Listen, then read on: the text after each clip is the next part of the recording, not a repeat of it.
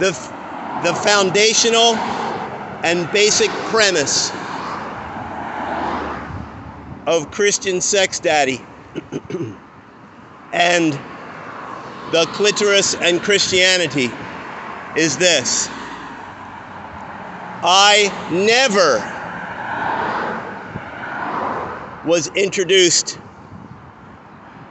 to open and cheerful conversation about the pleasures of the body, male and female, and I was never invited into open and realistic conversations about the pleasure of the Holy Spirit and the benefits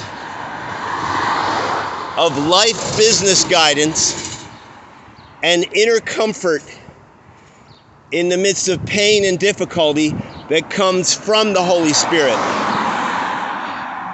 Sex and pleasure is a marvelous part of life. I was not invited to discuss this in my youth. The Holy Spirit, as a comforter and an inner guide, is a tangible benefit to all human beings. All human beings. Not just those who call themselves Christians. Christianity has been turned into a nice little club that talks about the Bible and talks about Jesus while they are ignoring the difficult and courageous principles that Jesus taught. So therefore, Christian sex daddy and the female-focused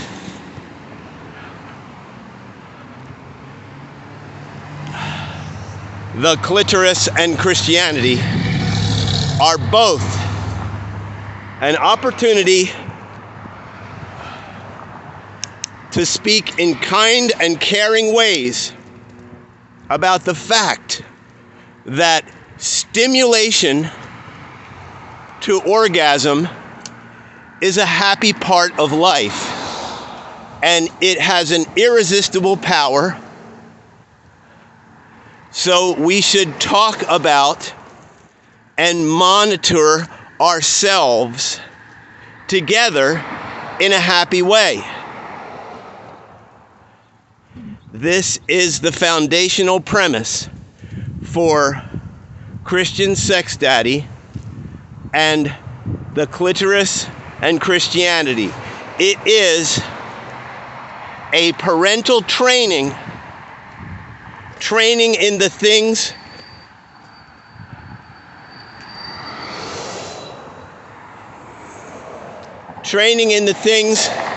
that were left out, training in the ways that I was personally neglected by the elders and the parents. This is a marvelous restoration. It's not a new beginning. It is the restoration of things that have been hidden in plain sight. It is the restoration of good things that have been cast off and abandoned by the human family to a large extent. I'm not saying it's all completely abandoned, but my goodness, I was neglected and truly abused because of a lack of essential information that was not given to me in my youthful and formative years. And therefore, I operated in a self-destructive way. I hurt myself and I hurt others. And I sat around in wasteful and lazy lifestyle. Wasteful and lazy lifestyle. Not giving power to others, but rather stealing power from others and from myself. I was wasting my own power, my own time, my own resources, my own chi, my own life essence. I was wasting. And my human family around me are all designed to help men and women not waste their chi, not waste their time and life energy, not waste their life and lifestyle on empty and worthless things. Peace be with you. Come on along for the ride. It's a beautiful roller coaster ride. And the greatest thing is your children and your friends who have been suffering will benefit from these things. Let us declare it. The stimulation of the human body in order to feel good is a marvelous and almost irresistible thing, and that irresistible pleasure must be planned for and talked about and handled realistically for the best success in family business and the best success in relationships and friendships. Best success in friendships. What do you do but choose a friend to marry and become one with, partly so that you can share arousal together. Friendship. Dedicated. Sharing arousal. That is part of human survival and human well-being. Beware of the churchianity that implies that all sexual urges are somehow evil, sinful, and bad. Rather,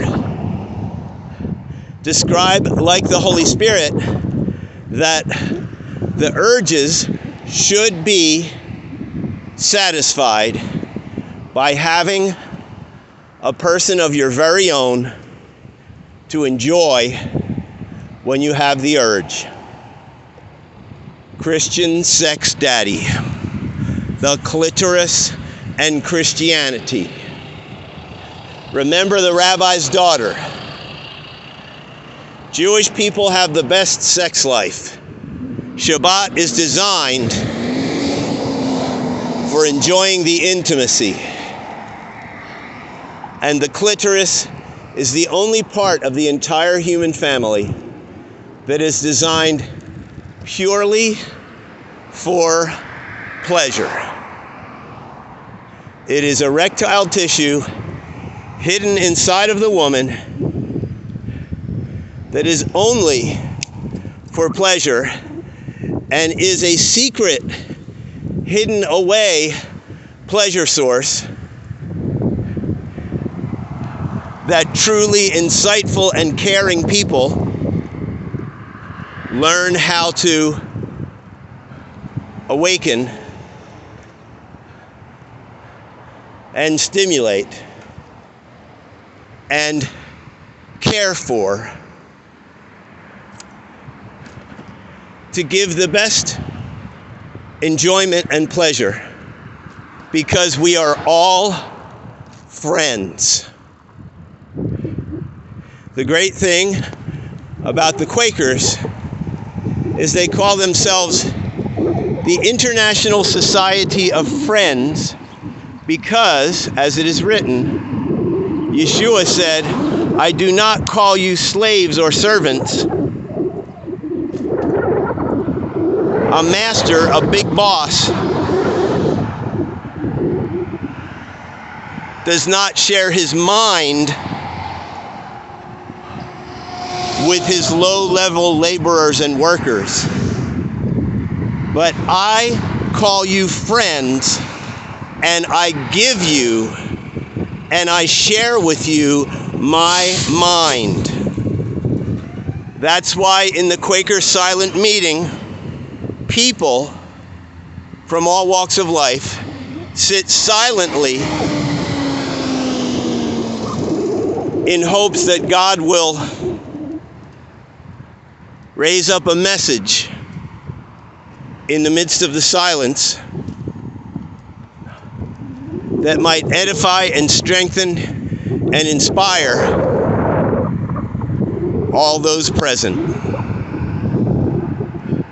Friends, peace be with you. Endeavor to be the greatest friends, operating in the power of the Holy Spirit and in the detailed teachings of Messiah, and supporting apostolic teams that go out and form new friend groups who cleanse their consciences together and take the unifying truth meal of Christ, which makes us present with Him physically and supernaturally, and then we present our questions as a group, one at a time, to the Most High Spirit who speaks.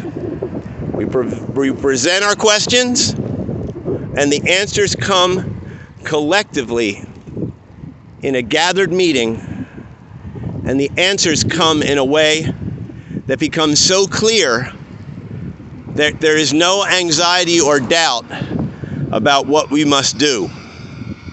We get clear answers from the Holy Spirit in a unified and gathered meeting where men are eager to let people know what their remaining demons are after salvation,